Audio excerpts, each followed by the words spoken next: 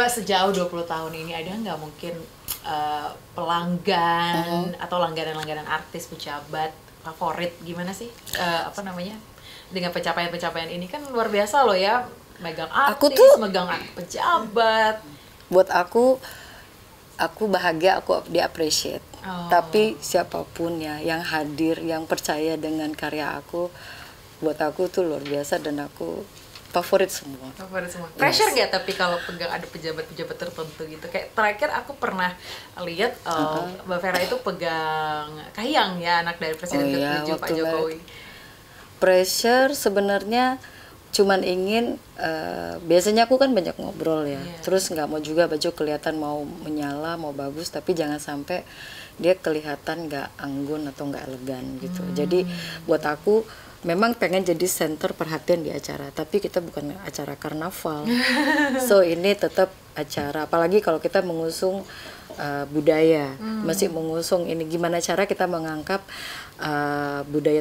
budaya kita, misalnya mau pakai baju tradisional dengan kain wasra Nusantara, terus kelihatan anggun dan elegan, itu gimana? Gitu. Jadi kalau dibilang ada pressure, sedikit ada pressure karena khawatir kalau sempat salah atau sempat ini kan, wah mulut netizen kita nggak bisa kontrol ya gitu kan. Ya gimana cara lakukan yang terbaik, dan banyak. Aku biasanya suka nanya dulu sih, jadi mau apa, istilahnya jangan kepedean so tahu gitu loh. Iya, karena ini acara dia bukan acara kita gitu loh. Jangan egois. Enggak, kadang-kadang kan ada desainer, saya nggak tahu, mungkin ada orang ngerasa gue lebih tahu gitu apa yang untuk kamu yang bagus. Tapi jangan egois. Kalau menurut saya dia datang untuk bantuin kita kan. Jadi kita baiknya kan tanya, kamu maunya gimana? Kamu cocoknya seperti apa? Jadi tanya dulu. Kalau saat dia bilang give up deh, aduh Mbak nggak tahu, gue coba deh lu ini.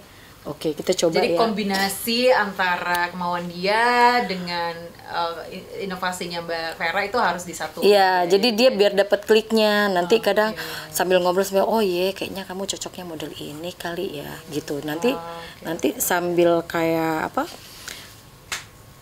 Ini aku kasih simple aja deh kayaknya buat kamu ya. Tapi Mbak udah pernah fashion show dong ya? Pasti dong ya. Pernah fashion show, mungkin kalau tunggalnya aku tahun 2019 ya kalau nggak salah. Oh, baru ya. Udah lama lah. Ya itu nggak berasa ya, karena kepotong pandemi ya. Merajut Nusantara ya. 2019 ya? 2019 ya? Oh 2018. Oh oke. Waktu itu agak agresif tuh. Oh kenapa agresif? Karena setahun sekali tuh waktu itu di ini Anda dong, karakter Anda Mbak Vera. Enggak, waktu aku tuh jujur orangnya sempat mengalami apa ya Mbak, nggak percaya diri banget. Gitu. Ya. Seorang Vera Anggraini pernah merasa tidak percaya diri. Pernah. Sangat nggak percaya diri, tapi saat bersama klien aku percaya diri. Tapi secara personal aku very insecure.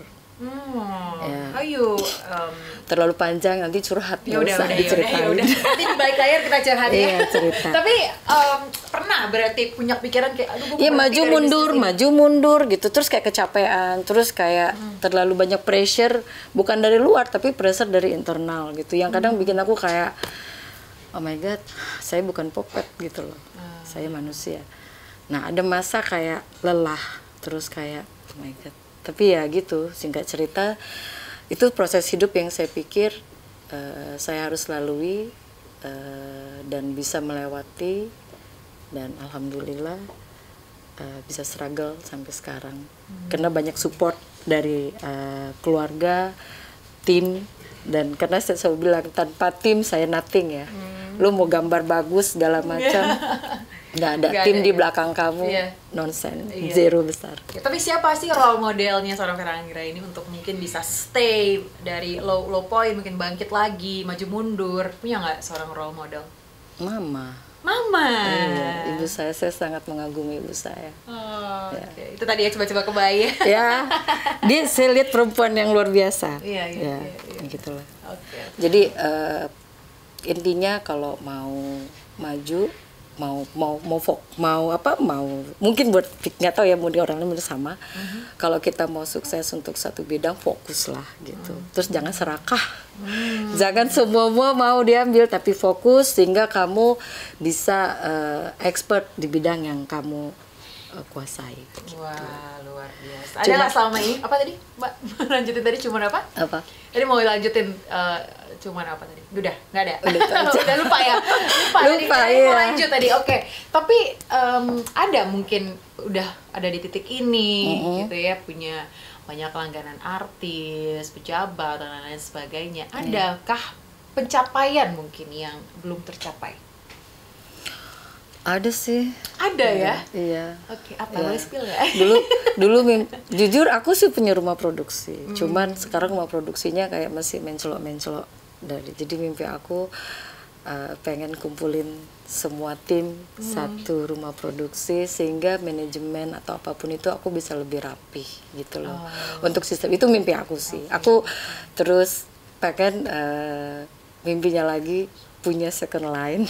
Second line. Ya, pengen banget, pengen bikin kayak apa baju muslim atau apa yang mungkin stylenya lebih simple. Ya, tapi sejauh ini udah pernah desain dress-dress yang nggak kebaya gitu?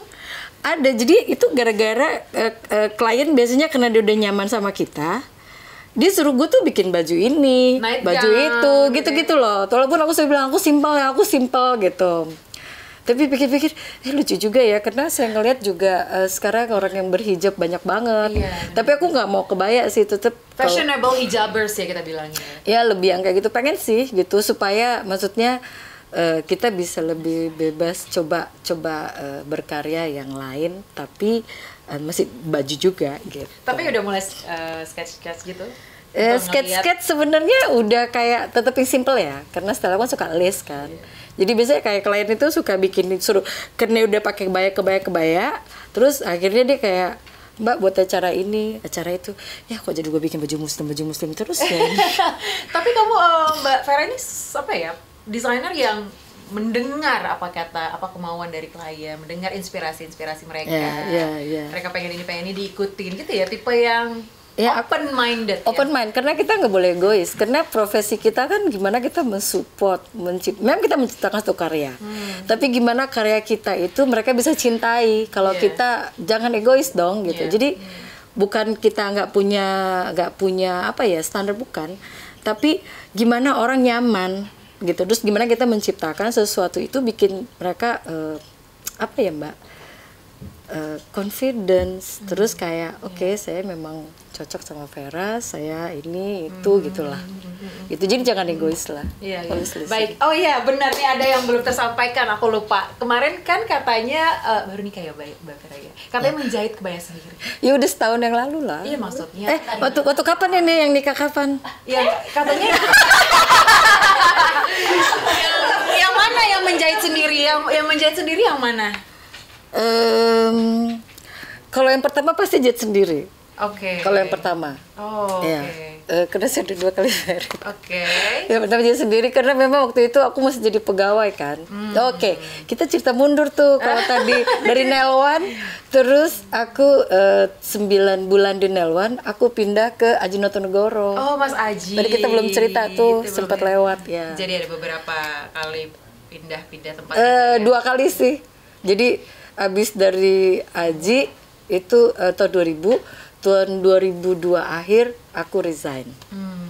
Gitu. Karena setelah merit, bagaimana cara aku bisa ngatur rumah tangga, terus aku coba sedikit-sedikit kayak membangun usaha sendiri gitu loh.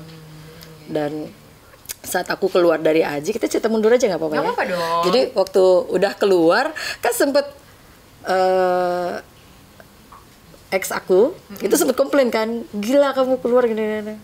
Ya sempet, cuman gue pikir ya aku pikir ya aku sih pengen kayak bisa menentukan apa yang aku mau, terus aku bisa punya teman, karena aku anak perantau kan nggak punya teman kan, temennya cuma pegawai aja kan. Udah gitu kan orangnya fokus juga ya. Iya, aku kan nggak orangnya nggak anak gaul. Orang daerah, kalau orang daerah itu kan terlalu banyak takutnya gitu loh. Jadi kayak mindsetnya tuh ya aduh khawatir gitu ya. Tapi udah akhirnya dari Nelwan keluar terus ke Aji, karena waktu itu Aji nggak ada asisten desainer. Waktu itu asisten dia Irwan, kalau nggak salah namanya Irwan ya gitu. keluar, terus aku masuk di situ tuh ketemu Aji, terus ketemu Ivan di ready to wear-nya Mas Aji, terus aku masuk ke kuturnya Mas Aji. Nah di situ sebenarnya kan desain apa aja, tapi waktu Mas Aji sering mau show kebaya, aku kayak diminta bikin desain kebaya. Di situ aku kayak tambah love gitu loh sama kebaya. Waktu di Nail One kan memang kebaya, tapi dia cirinya saya beda. Dia pakai bordiran, serat-serat alam, jadi kayak serat nanas, serat ATBM Sutra gitu ya, dibordir. Waktu itu zaman masih yang wedding Tamara Geraldine, Maudy Kusnadi waktu itu, tapi gue masih jadi asisten waktu di Nail One. Nah terus pindah ke Aji Notonegoro. Nah di situ mulai lebih fokus lah ya, belajarnya lebih banyak lagi. Gimana Mas Aji itu banyak banget kasih saya bisa langsung touch ke klien. Misalnya Mas Ajinya lagi sibuk, klien ada datang, klien disuruh konsultasi dulu sama aku, mau belajar. Jadi aku kayak belajar juga belajar komunikasi, karena kan kalau kita kuliah kan nggak belajar kan. Nah di Mas Aji itu gimana aku ngobrol sama klien, apalagi kan kliennya orang-orang high ya Mbak. Sementara pegawai masih nebajai. Itu kadang jujur ya, di situ kita kayak belajar mental. Gimana kita harus berpikir, jangan lihat ekonomi kita, tapi lihat orang datang ke kamu karena kamu punya skill gitu. Jadi gimana kamu menciptakan confidence sehingga orang buat nanya sama kamu percaya nih apa yang kamu sarankan, kamu ini kan gitu. Karena harus pikir oke, dia punya uang, tapi saya yang bisa bikin kan gitu kan. Jadi kan adalah fashion designer merangkap psikolog. Belajar sedikit ya kan. Iya gimana ngobrol sama orang biar orang nyaman, jangan ngerasa kita lebih sok pintar, sok tahu, karena orang yang datang ke kita kadang dia memang udah bikin di mana-mana, dia udah punya koleksi banyak bagus-bagus gitu kan. Iya, betul. Jadi kita mendengarkan apa yang dia mau, karena dia mungkin udah pernah bikin di sini, dia punya koleksi di situ gitu kan. Jadi jangan kepedean, jangan sok tahu aja gitu. Baik, ini luar biasa sekali. Nah, Mbak Vera, tentunya kita pengen tahu ya apa namanya harapan ke depannya. What's next from Vera Kebaya? Harapannya berharap semua generasi Indonesia, terutama perempuan-perempuan, always bangga dengan budaya dan dengan kebaya Indonesia yang sangat beragam. Itu sih, jadi tetap mau mengenakan untuk di event spesial apapun gitu loh. Dan sehari-hari juga ya kita pakai kebaya lucu ya. Dulu sih pakai kebaya, tapi sekarang buat tugas, buat kerja. Ya. Tapi lebih confident ketika punya kebaya itu, pakai kebaya itu. Ya enak sih. Cuman rasanya kalau everyday ya pengen juga sih coba baju lain ya. Kalau dulu sih ya suka pakai always. Tahun 2011 start aku punya butik 2011 sampai 2019 always pakai kain. Oh, Vera berkain. Always, mungkin kalau kamu lihat foto-foto aku seperti yang ada yang pakai kain ya, ada yang pakai kebaya. Tapi 2020 aku ingin jadi diri aku yang lebih dinamis, lebih freedom, dan semua harus jadi diri sendiri tanpa harus kita menciptakan image yang harus gimana supaya harus enggak. Jadi lebih kayak pengen lebih bebas berekspresi dan jangan khawatir asumsi-asumsi yang terkadang kamu sendiri yang ciptakan. Iya, betul. Terima kasih loh Mbak Vera. Semoga juga tadi rencana harapan second line-nya juga second line terus ya rumah produksi. Lancar, rumah produksi, banyak sekali harapan ke depannya ya, inovasi-inovasi baru mungkin ke depannya. Dan semoga juga ini dapat menginspirasi ya perempuan-perempuan lainnya, jangan takut untuk maju. Kedua, jangan selalu berpikir kita harus kaya dulu bisa buat usaha gitu loh. Jangan pikir tunggu banyak uang dulu, tapi dengan modal kecil, dengan modal keyakinan, kamu amanah, kamu baik, always mengafirmasi hal positif. Semoga Tuhan always ada buat bantu kamu. Luar biasa. Terima kasih Mbak Vera Anggreni atas waktunya di podcast kita. Sekali lagi tadi ya, semoga ini bermanfaat untuk perempuan-perempuan di luar sana, dapat memotivasi dan juga mendorong kalian semua, kita semua untuk menciptakan suatu hal yang mungkin bernilai untuk diri sendiri maupun bangsa dan negara. Dan teman-teman jangan lupa saksikan Woman Inspiration Award 2025 tanggal 29 April pukul 21.00 waktu Indonesia Barat hanya di iNews TV. Saya Ayah Nufus pamit, terima kasih dan sampai jumpa. Bye.